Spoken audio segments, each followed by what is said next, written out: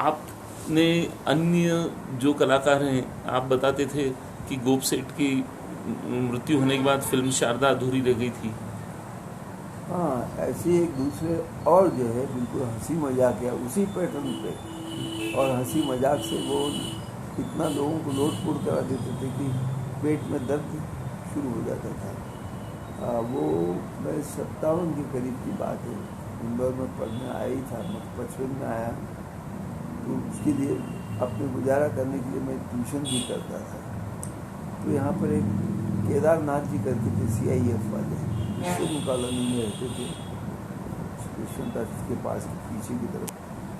तो उनसे किसी तरह से डॉक्टर कुमार के कारण संपर्क आया और उन्होंने कहा कि यहाँ पर गुप्ता जी रहते हैं, काशी प्रसाद जी गुप्ता, उनके बच्चों को भी आप पढ़ाएंगे तो ठीक है। मैं उनके यहाँ गया तो उनकी नीचे एक दुकान थी सट्टे की, और उस सट्टे की दुकान पे कई लोग आया करते थे हंसी मजाक के कारण। यहाँ तक कि पता नहीं कैसे ताराचंद जी पंचायत इस तरीके से जो है अपने यहाँ के फिल्म लाइन के बड़े मशहूर जो है वो वहाँ वो अक्सर करके सिख मोहल्ले के कोने पे आ जाते थे। और इस तरह से तो अचानक इसी बीच में शारदा फिल्म जो बन रही थी उसमें जो गोप साहब थे फिल्म एक्टर, उनकी डेथ हो गई और आवश्यकता पड़ी कि भाई अब उनका सब्स्टिट्यूट जो हम शक्ल कौन हो सकता है। तो काशी प्रसाद जी उतने भारी भरकम और शक्ल से उनसे मिलने वाले थे, और हो सकता है कि ताराचंद जी पंचायत साहब के कारण उनका नाम रिकमेंड किया गया, और वो भी जो है उस अधूरी फिल्म को पूरी करने के लिए वहाँ पर गोप की भूमिका निभाने गए, और उन्होंने बड़ी हंसी मजाकी तरीके से अपना जीवन, साधारण जीवन शुरू किया। फिल्म बहुत अच्छी बनी, फिल्म अच्छी बनी, पर उनकी भी एक बड़ी अजीब बात होती थी, उनको अंग्रेजी आती थी नहीं। जब फिल्म मिल गई तो कहने लगे प्रोफेसर साहब मुझे कुछ तो कम से कम ऐसा, या हाउ डू यू कुछ ऐसे कि वो लोग जो है ऐसा सोचे नहीं कि बिल्कुल मैं बिना पढ़ा लिखा आदमी हूँ। तो हमने कहा साहब आपको कैसे बच्चों को तो हम पढ़ा सकते हैं, तो कहते नहीं ऐसी, और बड़े हंसी मजाक में। तो उन्होंने कुछ अपने जो है सामान्य 20-25 वाक्य जो है वो अपने अंग्रेजी में बोलना वो रिहर्सल करके और पक्के कर दिए। तो मैंने कहा भाई आप बॉम्बे जाते हैं तो फिर वहाँ और लोग कुछ पूछते हो अंग्रेजी, अरे साहब हम उसके लिए एक दूसरा तरीका अपनाते। मैंने कहा क्या? तो सबसे पहले प्लेन से उतरे, जहाँ पे भी कोई अखबार वाली की दुकान पे खड़े हो गए अंग्रेजी वाली की, और 5-7 अंग्रेजी के अखबार ले लिए और अपने बगल में दबा लिए। और दबा लेने के बाद में अब हमको अंग्रेजी पढ़ते आती नहीं, पर हम अंग्रेजी जानते हैं, इस बात को लोगों में स्थापित करने के लिए वो अक्सर फिर किसी आदमी को देखा पढ़ा लिखा आदमी तो झट से अरे भाई साहब ज़रा मेरा चश्मा रह गया है, अंग्रेजी के अखबार की हेडलाइन तो ज़रा सुना दीजिए।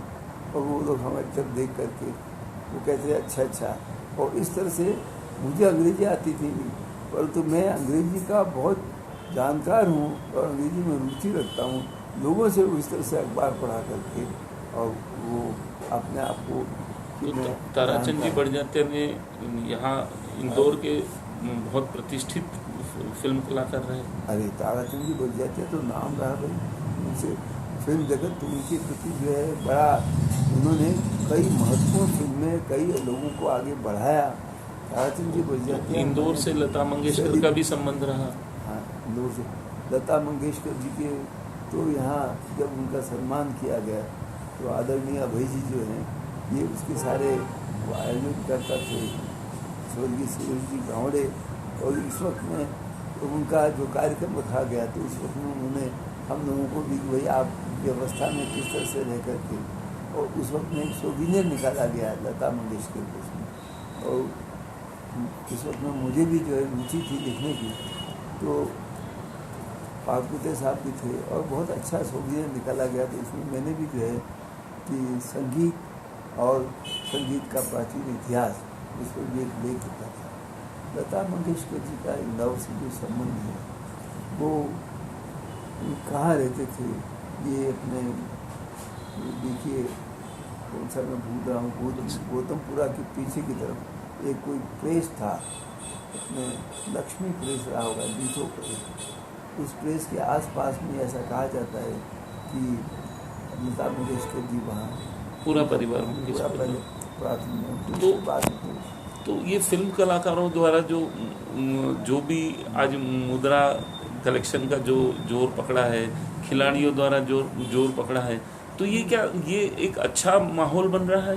देखिए, संगीत जो है, मुद्रा शास्त्र और संगीत का कितना बड़ा संबंध है ये लोग जानते नहीं। मैं बतलाऊँ कि कम से कम हमारी संस्था में 500 मेडल पूरे वर्ल्ड में संगीत पर ही निकाले गए, और उसमें विश्व के प्रमुख संगीतकार, धुन कंपोज करने वाले और वाद्य यंत्र का उपयोग करने वाले, वायलिन वाले, मतलब 2000 साल तक जितने महत्वपूर्ण हुए, जहाँ जहाँ हुए, उन पर मेडल निकाले गए और उनकी संक्षिप्त टिप्पणियाँ लिखी हुई हैं। वो मतलब इतिहास अभी भी नहीं। वो बाहर आना बाकी है। आपका कहना है कि अभी भी अरे, इतिहास बहुत बाहर आना बाकी है? सिक्कों में म्यूजिक का, मतलब समुद्रगुप्त के जो सिक्के हैं, उन सिक्कों पर समुद्रगुप्त स्वयं जो है बहुत बड़ा वीणा वादक था, और वीणा तो आपका कहना है कि म्यूजिक बिना सिक्कों की दास्तान नहीं, अधूरी है? हाँ, मतलब म्यूजिक भी एक उनका पक्ष रहा है। वो कैसे, म्यूजिक में भी देखेंगे कि उस युग में वीणा कैसी थी, आज वीणा कैसी है, उस युग तो में। आपको प्रसन्नता होती है इंदौर में इतने महान विद्वान, इतने कलाकार रहे, और भी कलाकार हैं छुपे रुस्तम इंदौर में, और छुपे रुस्तम कलाकार हैं। अरे, इंदौर में स्पोर्ट्स में जिसे तो मेरा ये कहना है कि आपने बताया कि जैसे अभय जी रहे, अभय जी आज जो कि वो हैं, जिस प्रकार से उनका प्रयास रहा खेलों के प्रति, है ना, तो ये आज ये सब माइलस्टोन है।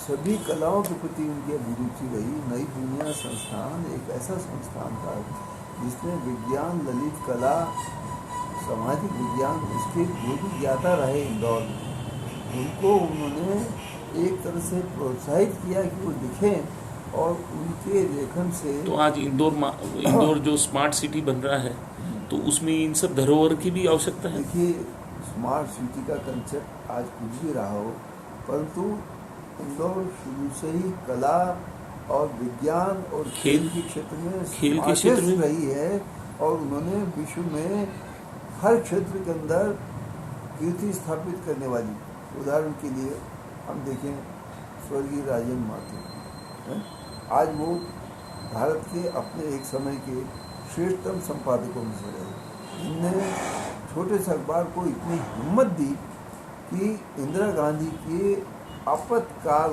का विरोध कैसे किया जाए। बताइए कि अपने आप से अखबार जगत में पहला विश्व का वो अखबार है जिसने ब्लैंक छापा ही नहीं, पहले ही पेज छोड़ दिया। मतलब विरोध नहीं, विरोध को व्यक्त करने के लिए अक्सर करके अखबार में कैसी टिप्पणियां की जाती हैं, परंतु किसी को ये नहीं था कि ये भी एक प्रकार का तरीका हो सकता है कि संपादकीय के उस कॉलम को पूरा ब्लैंक छोड़ दिया जाए। बहुत बड़ी बात है। तो ये एक चमत्कार ही था। ऐसे ही हम देखें, यहाँ कर्नल नायडू रहे, अरे कौन सा क्षेत्र ऐसा है जिसमें नहीं रहे हों। कवियों के अंदर हम देखें, एक से एक अच्छे कवि। तो आप चाहते हैं कि ये सब इंदौर की जो जीवंत कथाएं हैं, ये सब अच्छी संग्रहित हो? अरे अच्छी संग्रहित हो क्या है, हर क्षेत्र में, जहाँ पर वॉलीबॉल के अंदर, फुटबॉल के अंदर, स्विमिंग में, हॉकी है, क्रिकेट है, सब में, क्रिकेट में आप देखो। तो इंदौर ये सब चीज़ों को वापस दोहराना चाहता है। अगर सहेजेंगे तो धरोहर। आज हमको आवश्यकता इस बात की है कि हम एक ऐसा वर्चुअल म्यूजियम तैयार करें। बाकी कई तरह के म्यूजियम आ जाते हैं, पर वर्चुअल म्यूजियम होना चाहिए। आपको बहुत बहुत धन्यवाद, और आपकी ये वर्चुअल म्यूजियम की संकल्पना के लिए हम भविष्य की अच्छी मंगल कामना करते हैं और आपको सफलता मिले।